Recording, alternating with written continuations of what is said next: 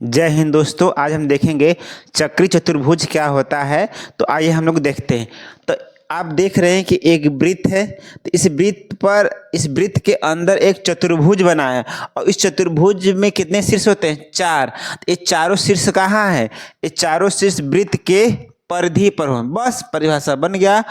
तो चक्री चतुर्भुज वह चतुर्भुज होता है जिसके चारों शीर्ष वृत्त के परिधि पर स्थित होते हैं, उसी को हम लोग बोलते हैं चक्री चतुर्भुज। सिंपल सा, कोई वृत्त है, वृत्त के अंदर यदि कोई चतुर्भुज बना है, अगर उसके चारों शीर्ष वृत्त के परिधि पर है तो उसे हम क्या बोलेंगे? चक्री चतुर्भुज बोलेंगे। देखिएगा, ए बी सी डी, इसके चारों शीर्ष कहाँ है? वृत्त के परिधि पर, तो इसी को हम लोग बोलेंगे चक्री चतुर्भुज।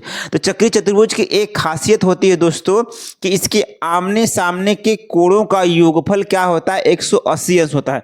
मतलब इसके सम्मुख कोणों का योगफल, मतलब कोण ए का सम्मुख कोण कौन सा है? कोण सी, कितने अंश का? 180। और कोण बी प्लस के कोण डी का मान कितने अंश का हो जाएगा? 180।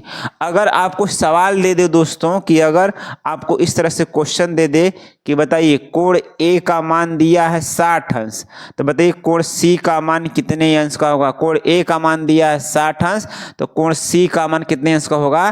तो मान लेते हैं यह कोण कितने अंश का है? यक्स अंश का। तो हमको पता है कि इन दोनों कोणों का योगफल किसके बराबर होता है? 180 के बराबर होता है। तो हम लिख देंगे कोण ए प्लस के कोण सी बराबर के 180 अंश, जबकि कोण ए का मान कितने अंश का दिया है? 60 अंश। कोण सी बराबर के 180, तो कोण सी बराबर 180 माइनस के 60 बराबर 120 अंश। वैसे तो दोस्तों यह सवाल बहुत मुजबानी होता है, इसे देखते ही हम लोग क्या बोल देते हैं? जवाब देते हैं, लेकिन आपको दिखाना जरूरी था कि किस प्रकार से होता है। तो दोस्तों यही होता है आपका चक्री चतुर्भुज। वृत्त के अंदर यदि कोई चतुर्भुज होगा, उसके चारों शीर्ष वृत्त के परिधि पर होंगे, तो उसे हम बोलेंगे चक्री चतुर्भुज बोलेंगे। थैंक यू दोस्तों। जय हिंद, जय।